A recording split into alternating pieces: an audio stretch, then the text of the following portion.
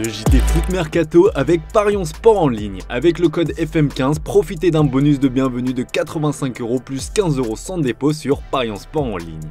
Salut à toutes et à tous les amis et bienvenue dans ce nouveau JT Foot Mercato. On commence par un mini bilan après ces deux premières journées de Ligue des Champions. Grand favori à sa propre succession, le Real Madrid a remporté son premier match face à Stuttgart sur le score de 3-1. Lors de cette victoire, les merengues n'ont pas vraiment impressionné, avec plus de réalisme chez les Allemands et sans un énorme Thibaut Courtois, le résultat n'aurait certainement pas été le même. Résultat des courses, Carlo Ancelotti souhaite revoir son plan de jeu. Le manque d'équilibre de sa formation espagnole lui a sauté aux yeux. En alignant ses 4 fantastiques, on constate que son équipe est moins solide dans l'entrejeu et s'expose plus défensivement, un constat que partage le coach. Pour y remédier, Marca révèle que le Mister envisage d'aligner un milieu à 4. Ce ne sera pas le cas à tous les matchs. L'Italien veut surtout mettre en place cela à l'extérieur ou lors des rencontres capitales. Et cette petite révolution aura de lourdes conséquences. Le duo Mbappé-Vinicius semble intouchable, tout comme Jude Bellingham qui sera utilisé dans l'entrejeu où il devra faire le travail défensif. Comme attendu, c'est donc a priori Rodrigo qui devrait faire les frais de cette nouvelle organisation.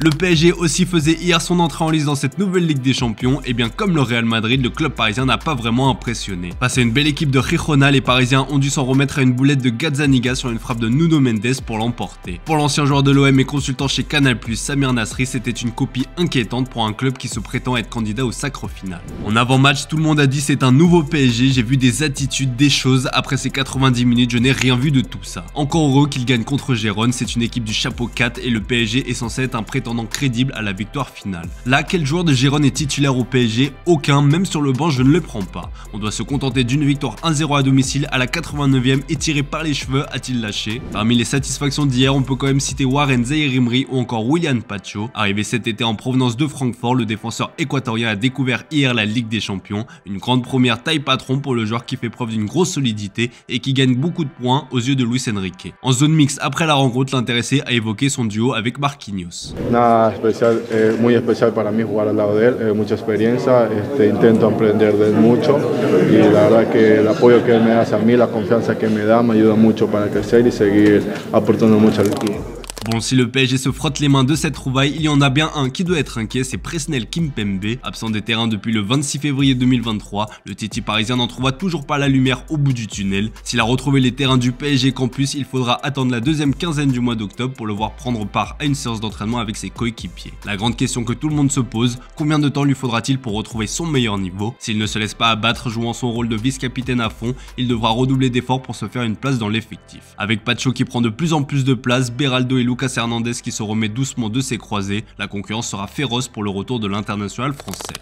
Allez, on continue d'évoquer la Ligue des Champions avec l'AS Monaco qui va accueillir un gros poisson pour son premier match dans la compétition, le Barça d'Hansi Flick. Un énorme choc en perspective, d'autant que le club catalan a une revanche à prendre sur les Monégasques après le trophée Joan Gamper perdu en pré-saison. Une performance historique puisque le Barça n'avait plus perdu depuis 12 ans. En conférence de presse, Hansi Flick a confié s'attendre à un match très compliqué. But for tomorrow, the match, we know that's a really good team.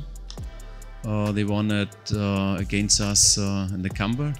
And yeah, this is maybe but it's a new situation. We have the Champions League now, the new Champions League, and we start this competition. And Champions League is the best competition in the world. So everyone, I think, is ready, wants to play, and hopefully it goes in the right direction. Pour cette rencontre, pas mal d'incertitudes au niveau de la composition chez les deux équipes. Adi Hütter devrait miser sur un 4-2-3-1 ce soir. Devant Philippe Keun, on retrouvera a priori un quatuor défensif composé de gauche à droite de Caio Henrique, Mohamed Salissou, Thilo Kehrer et Vanderson. Pour remporter la bataille du milieu de terrain, Alexander Golovin et Denis Zakaria devraient débuter la rencontre. Toutefois, certains médias estiment que Lamine Camara devrait être préféré aux Russes. Pour Monaco Matin, c'est bien Ben Seghir qui s'occupera de ce côté gauche. Devant, c'est Minamino et Akliouche qui seront en soutien de Bril Mbolo alignés en pointe. Le Barça devra de son côté faire sans sa recrue star de l'été Dani Olmo blessé pour un bon moment. Le coach devra aligner un 4-2-3-1. Sauf surprise, Ter Stegen sera aligné dans les cages. Il sera protégé par Baldé, Inigo Martinez, Poku Barsi et Jules Koundé. Au milieu de terrain, le duo Pedri-Casado sera à la baguette. Ferran Torres, Rafinha et Lamine Yamal auront pour mission de soutenir le serial buteur Robert Lewandowski qui mènera l'attaque. Avec notre partenaire Parions Sport en ligne, vous pouvez parier sur cette rencontre grâce à notre offre de bienvenue de 85 € et un bonus de 15 € sans dépôt avec le code FM15. Comme d'hab, pour vous aider, voici les pronos de la rédac. Ici, on voit tous une victoire du Barça d'Hansi Flick. Ce sera un 2-0 pour moi. Pour Alexandre et Valentin, les coulés s'imposeront tranquillement sur le score de 3-1. Et pour les plus fous, on vous propose un pari fun, doublé de Lamine Yamal pour une cote à 16. On rappelle que les paris sportifs comportent des risques, alors jouez avec modération les amis.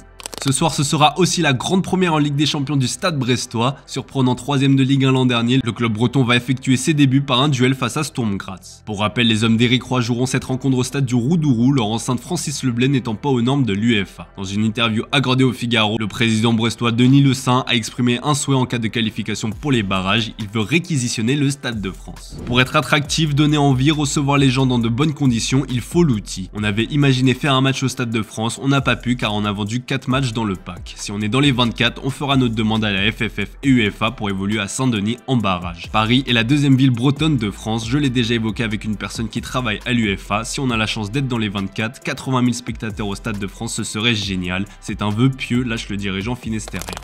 Toujours en France, fraîchement réélu à la présidence de la LFP, Vincent Labrune a présenté son nouveau projet, la Ligue 1, le football à la française. Telle est la nouvelle devise de la LFP et le nom du film dévoilé ce jeudi. L'objectif étant de changer complètement l'image de la Ligue 1 et dans les prochaines semaines, la LFP va dévoiler son nouveau trophée pour le champion de France. Fini l'hexagone donc, ou du moins dans cette forme, et on va aussi changer la musique officielle du championnat Ligue 1, Ligue 2. La LFP compte aussi mettre en place plus de contenu immersif et mettre en avant les régions et aussi la youth culture. L'objectif étant de se rapprocher du modèle NBA ou de la Première Ligue. Le film a été dévoilé ce jeudi à 11 h et sera diffusé sur les chaînes diffuseurs DAZN, beIN, Téléfoot et Tout le Sport. Le film est intitulé We Will Show You. Comprendre ici, on va vous montrer le football à la française avec une touche d'humour contre les Anglais et la fameuse Farmers League. À l'étranger, ça sent très mauvais pour Paulo Fonseca. Arrivé cet été, l'entraîneur portugais est déjà menacé du côté de l'AC Milan, comme expliqué dans la revue de presse de ce matin. Au-delà des résultats qui sont loin d'être à la hauteur des attentes du club et des supporters, le jeu proposé par les rossoneri n'est pas forcément très emballant. En ce sens, l'homme à tout faire de Milan, Zlatan Ibrahimovic, cherche déjà un successeur. D'après Sky Italia, le Suédois serait entré en contact avec Edin Terzic, finaliste de la Ligue des Champions avec Dortmund l'an passé. Il présente l'avantage d'être libre et d'avoir de l'expérience. D'après certains échos, l'Allemand qui serait intéressé par le poste était même présent en tribune lors de la rencontre contre les Reds. Les noms d'Igor Tudor ou encore de Thomas Tuchel sont aussi mentionnés. De son côté, la Gazzetta dello Sport révèle que Mauricio Sarri, qui connaît parfaitement la Serie A, est la priorité du club lombard. De son côté, la Corriere della Sera ajoute le nom de Massimiliano Allegri à ceux de Sarri et Terzic, bref du beau monde.